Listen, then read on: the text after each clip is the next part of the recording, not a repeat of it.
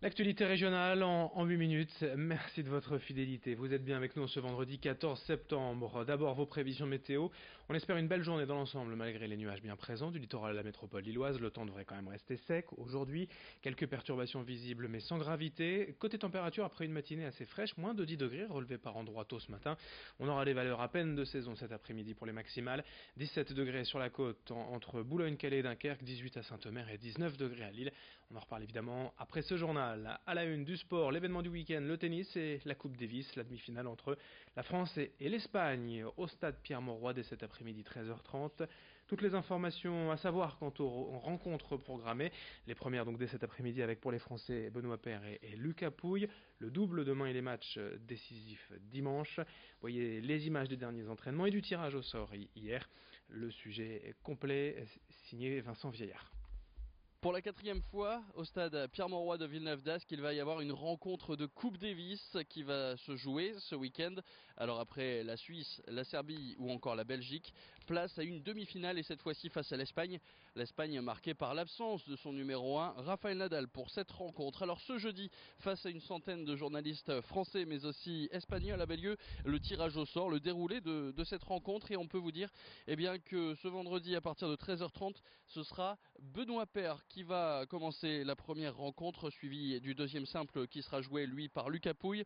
Ensuite samedi à 14h, ce sera le double avec normalement Julien Bento et Nicolas Mahut. Enfin, si besoin, les deux simples de dimanche seront joués d'abord par Lucas Pouille, puis par Benoît Paire, ce qui veut dire donc que le grand absent de cette équipe de France, c'est Richard Gasquet.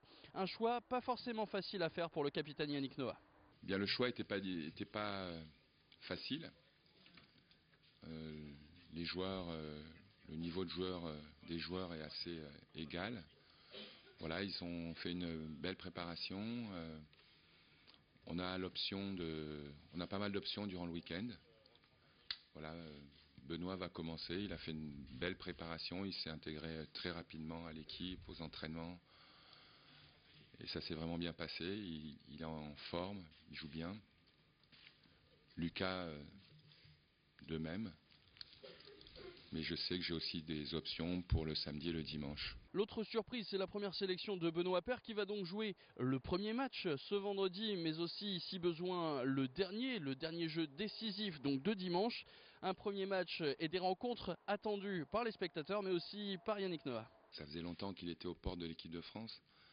Je voulais voir comment ça allait se passer avec le groupe, comment ça se passait par rapport à sa réaction durant les entraînements. Et ça a été super.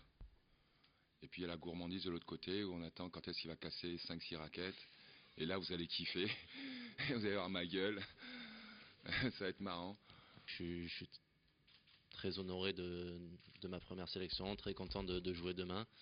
Et en tout cas j'ai hâte d'y être parce que c'est vrai que voilà, on a fait une bonne semaine d'entraînement.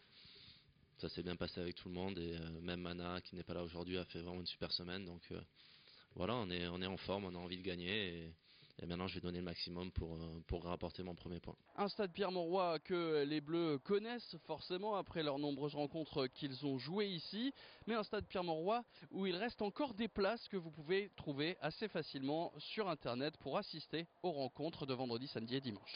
Et avis aux supporters, Transpol renforce son offre de métro, plus de rames en circulation avant et après les matchs. Il y aura également des navettes gratuites entre la station Les Prés et le stade avant et après les rencontres. L'actualité nationale déclinée en région après l'annonce du plan pauvreté d'Emmanuel Macron hier. Parmi les principales mesures annoncées par le chef de l'État, la fusion des allocations et un revenu universel d'ici 2020, la formation obligatoire jusqu'à 18 ans contre 16 aujourd'hui. Pour les associations, notamment le Secours populaire du Nord, ces annonces sont les bienvenues, mais on préfère attendre de voir du concret avant de se réjouir, car le département du Nord, je vous le rappelle, est l'un des plus pauvres de France, avec près de 10% de la population accueillie l'an dernier, 245 000 bénéficiaires. Écoutez ainsi le sentiment de Jean-Louis Calins, secrétaire départemental au micro de Vincent Vieillard. Tous les jours, on voit quand on sort dans la rue, on voit des gens qui sont en difficulté, d'autres qui font la manche, d'autres qui sont où on sait qu'il y a des enfants qui n'ont pas pu se faire soigner, parce que ça aussi, c'est les gens qui viennent ici. S'il y a le médecin une fois, deux fois, trois fois dans la semaine pour les enfants, quand c'est une grande famille, et qu'il faut avancer l'argent du médecin, ils savent pas. ils peuvent plus. Alors ils évitent d'aller chez le médecin. Et donc tout ça, il faut qu'on pense. Et moi je crois que c'est bien qu'il y a eu cette réaction par rapport face à la pauvreté aujourd'hui, parce que c'est aussi reconnaître que la pauvreté ça existe. La parole c'est une chose, l'acte c'est autre chose. Comment ça va se mettre en place, où, avec qui, ça c'est une autre chose. Dans ce journal, et également ce dimanche dans la région, c'est l'ouverture de la chasse, un moment toujours très attendu par les passionnés, qui plus est nombreux dans les fédérations du Nord et du Pas-de-Calais, mais avec de nouvelles réglementations en vigueur et cette pétition en ligne contre la vente d'articles de chasse dans les magasins Decathlon, les chasseurs font indirectement beaucoup parler d'eux ces dernières semaines. L'occasion pour le président de la fédération du Pas-de-Calais, Willy Schran, de monter au créneau et de défendre ses activités. Il a notamment tenu à rappeler les récentes réformes et surtout le rôle de la chasse dans les écosystèmes. Les chasseurs se targuent en effet d'être les premiers écologistes de France, car selon eux, ils permettent de préserver certaines espèces tout en évitant la surpopulation d'autres plus nuisibles. On écoute Willy Schran au micro de Marine Kijek. Le nombre d'espèces, c'est ce qui prouve bien la richesse effectivement des territoires en France et du travail des chasseurs. Pour avoir 64 espèces chassables, c'est que forcément chez nous ça va mieux qu'ailleurs. Déjà c'est la première chose. Évidemment, nous c'est très clair, nous souhaitons mais nullement qu'aucune espèce soit rajoutée sur cette liste.